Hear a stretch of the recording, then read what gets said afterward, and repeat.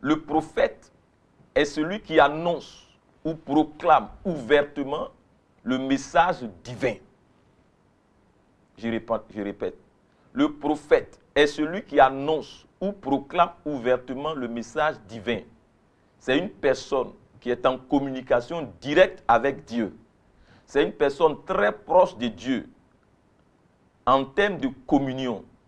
C'est celui-là de qui jaillit la parole de Dieu, ou celui-là à qui Dieu communique sa volonté, sa parole dans l'intimité. Or, Madame Wali, vous savez avec moi que la Bible dit que sans la sanctification, nul ne verra le Seigneur. Dans Hébreux 12, verset 14. Ça veut dire que le prophète est une personne qui vit une vie de sanctification. La sanctification est le moyen par lequel Dieu nous met à part pour lui. La Bible dit que nous sommes élus par la sanctification de l'Esprit. Si un prophète prétend être prophète de Dieu et qu'il vit dans la souillure, celui-là c'est un voyant, c'est un féticheur dans la nouvelle alliance. La Bible dit dans 1 Pierre 1 verset 2 que nous sommes élus par la sanctification de l'Esprit. Il est donc impossible que Dieu entretienne une relation d'intimité avec des hommes souillés qui se prétendent prophètes du Seigneur Jésus-Christ et qui se camouflent derrière l'étiquette du voyant. Pour dire que le prophète et la sanctification sont indissociables. D'ailleurs, le même passage de la Bible dont vous faites certainement mention, parlant du voyant, dans 1 Samuel 9, verset 9, ce même passage précise ceci. Autrefois c'est quand? C'est-à-dire dans l'ancienne alliance, en Israël. Aujourd'hui c'est où? Aujourd'hui c'est dans l'église. Quand on allait consulter Dieu, on disait, venez, allons sur le voyant, ou allons au voyant. On dit bien autrefois. Car celui qu'on appelle aujourd'hui le prophète s'appelait autrefois le voyant.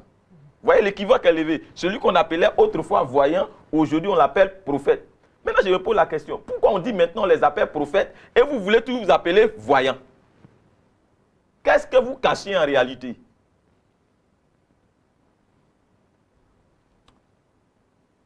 Il est aussi dit, je disais tantôt qu'il est bien dit autrefois. Pourquoi donc voulez-vous rester dans le passé pour entretenir ce flou artistique? Alors que Dieu a élevé tout équivoque en établissant les 5 ministères dans lesquels figure le ministère prophétique. Dans les 5 ministères d'Éphésiens ne figure pas la voyance, ni le ministère de voyance. Il a aussi dit, concernant le roué, c'est-à-dire le prophète, d'où vient le mot qui est traduit par voyant dans l'Ancien Testament, que c'était des hommes honorables et des hommes considérés. Pour le dire dans 1 Samuel 9, 6, des hommes qui sont comment? Honorables, qui méritent les honneurs et qui sont considérés. Il ne mérite pas les honneurs parce qu'il les exige, mais il mérite les honneurs de par sa qualité de vie et de sa communion avec Dieu. C'était des hommes saints. Souvenez-vous de la parole que la femme a dit, la femme de distinction, parlant d'Élie. Elle a dit, Holy man of God. Et Élisée, saint homme de Dieu. Mais dites-moi, Madame Wali et mon frère Joël, nos voyants actuels, sont-ils des saints? Vivent-ils dans la sanctification? Cela n'a rien à voir avec ces devins impudiques actuels que nous voyons ça et là. Cela n'a rien à voir avec nos devins actuels ivrognes. Cela n'a rien à voir avec nos devins actuels escrocs. Pour preuve, il est dit que Samuel, il est dit ceci de Samuel. C'est là que je vais finir sur votre question. Le rasoir ne passera point sur sa tête. Il sera consacré à l'Éternel pour tous les jours de sa vie. Vous pouvez le lire dans 1 Samuel 1, verset 11. C'est pour faire la différence entre le voyant et le prophète dans la nouvelle alliance. Il était consacré à Dieu, le prophète Samuel, et vivait une vie de consécration et de sanctification. Le même passage dit dans 1 Samuel 3, verset 1, il était au service de l'Éternel devant Élie.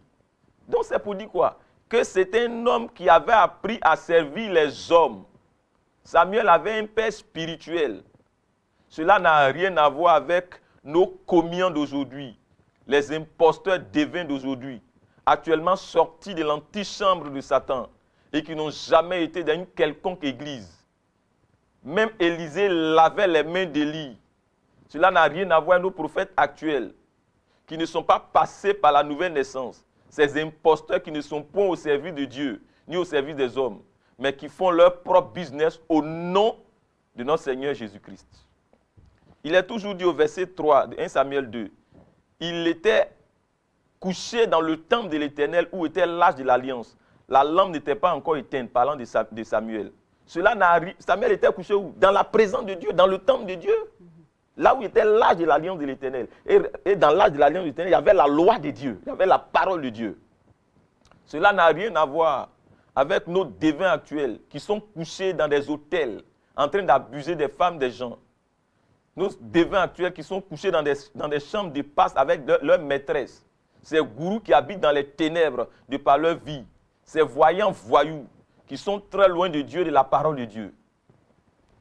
Il est aussi dit dans 1 Samuel 3, verset 4, verset 6, verset 8, que Dieu a appelé par 3 fois Samuel avant que Samuel ne discerne véritablement la voix de Dieu au verset 10 de 1 Samuel 3. C'est-à-dire Dieu l'a appelé 3 fois d'abord avant qu'il ne discerne la voix de Dieu sous, bien sûr, le coaching ou le leadership du sacrificateur Élie.